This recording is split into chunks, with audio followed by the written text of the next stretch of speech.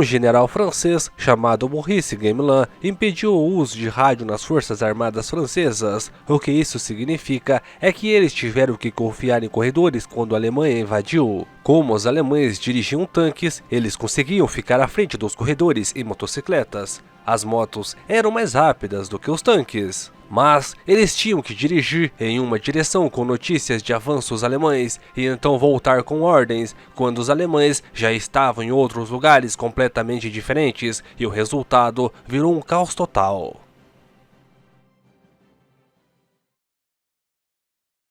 Ele também foi o general francês que avançou para a Alemanha em setembro e outubro de 1939. E que poderia ter chegado até Berlim, já que basicamente todos os alemães armados estavam na Polônia, mas mudou de ideia e recuou, apesar de não ter encontrado nenhuma resistência significativa.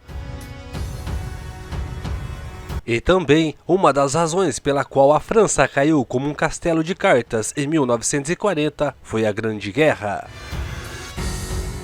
Por 4 longos anos, a parte mais industrializada da França foi bombardeada até virar pó. O dano causado ao nordeste da França foi tão amplo e tão completo que eles ainda estavam reconstruindo 20 anos depois, quando os panzers alemães chegaram. –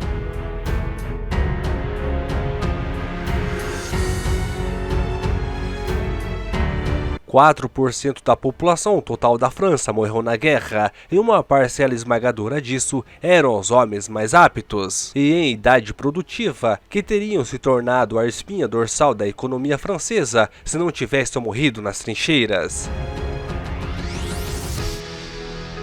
Enquanto os homens se alistavam entusiasticamente para servir na Grande Guerra, eles voltavam traumatizados e repelidos pela própria guerra. E a vitória da França em 1918 soou vazia e não foi melhor que a derrota de 1971. A guerra agora era um esforço completamente inútil. A economia alemã ainda era 3 vezes maior que a da França, apesar do fato de que a Alemanha estava em ruína econômica. A população da França era um pouco mais da metade da população alemã, e as terras alemãs não tinham sido devastadas pela guerra.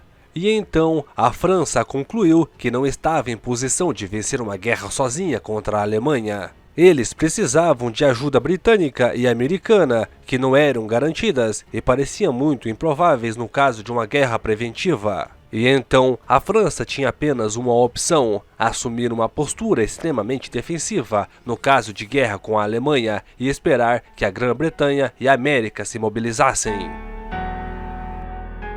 Em 1928, a França colocou em prática essa doutrina defensiva e começou a construção da linha Maginot. A linha Maginot era uma série de fortificações extensas e caras ao longo da fronteira franco-alemã. Era inatacável e por isso é apontada como uma falha no plano da França o fato da linha parar na fronteira belga. E o alto comando francês parece que sabia perfeitamente que, com a linha Maginot, significava que a Alemanha atacaria pela Bélgica. Porque eles fizeram isso na Primeira Guerra Mundial, por conta de um conjunto mais insignificante de fortes na fronteira. E então, a probabilidade de um ataque pela Bélgica só ficou muito maior com a linha Maginot em vigor. E esse é o ponto principal: era para desviar o ataque da Alemanha para um local escolhido pela França. E embora não pareça valer a pena gastar tanto dinheiro apenas para que os fortes nunca sejam usados, o fato de forçar o inimigo a agir de uma maneira foi inestimável. Era uma opção fora da mesa alemã.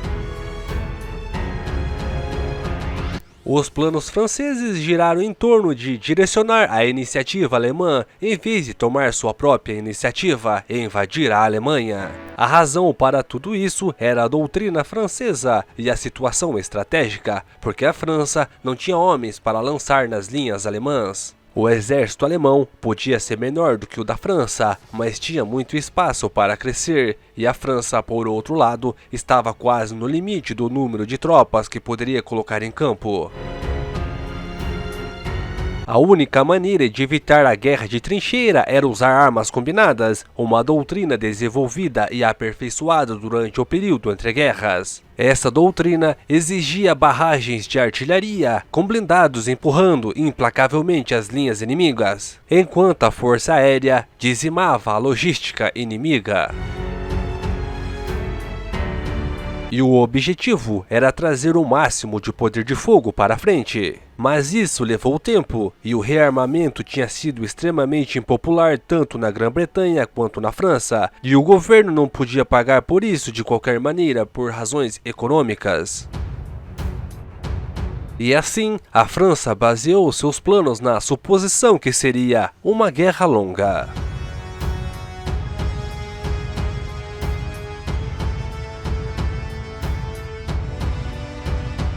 O objetivo principal era ganhar tempo até que o exército aliado mecanizado pudesse montar operações agressivas sem ser massacrados. Para esse fim, a França conservaria toda a mão de obra e material até que os alemães viessem bater na Bélgica. Então a França enviou seus recrutas inexperientes para guarnecer a linha Maginot, porque a intenção nunca foi lutar lá em primeiro lugar. E enviou suas forças regulares ao longo da linha Nancy e Dunkerque, prontos para atacar a Bélgica no minuto em que os alemães fizessem seu movimento. A primeira linha de defesa era a própria Liège. Esperava-se que a Bélgica segurasse Liège até que as tropas francesas e britânicas tomassem a posição ao longo do Mosa para impedir uma travessia. Uma vez lá, eles poderiam segurar a linha até que formações mecanizadas pudessem empurrar os alemães de volta.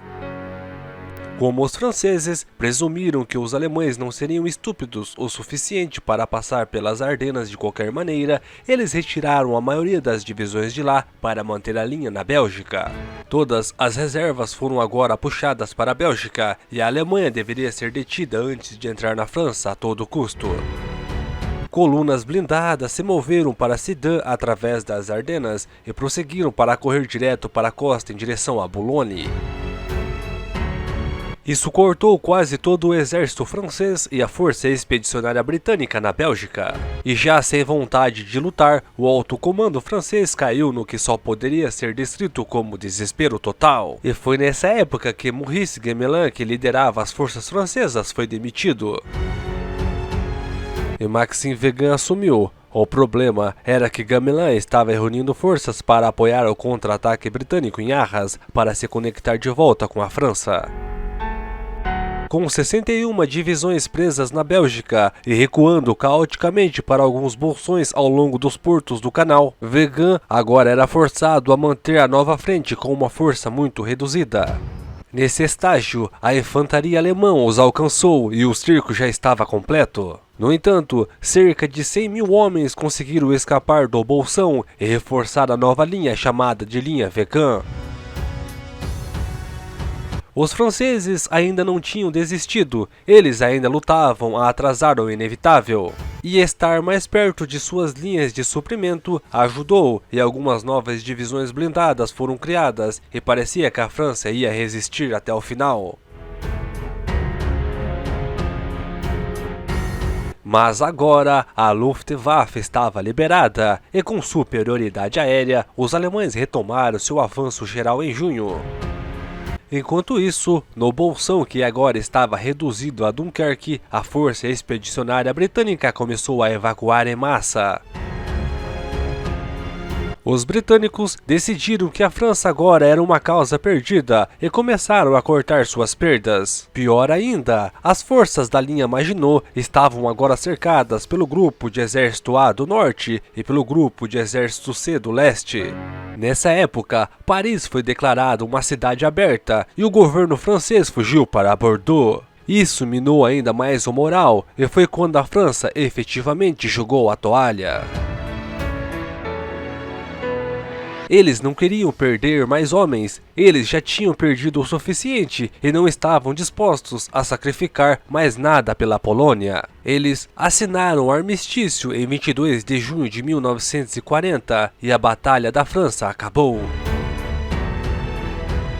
Na verdade, isso foi sem precedentes e chocou o mundo, e a América começou a fazer as pazes com a ideia de que a Europa agora seria dominada pela Alemanha em oposição à Grã-Bretanha e à França. E qualquer vontade de ajudar os britânicos estava agora diminuindo na América, e uma nova era parecia ter começado, com as antigas potências coloniais agora mortas. E essa situação não se reverteria até a derrota alemã na Batalha da Grã-Bretanha.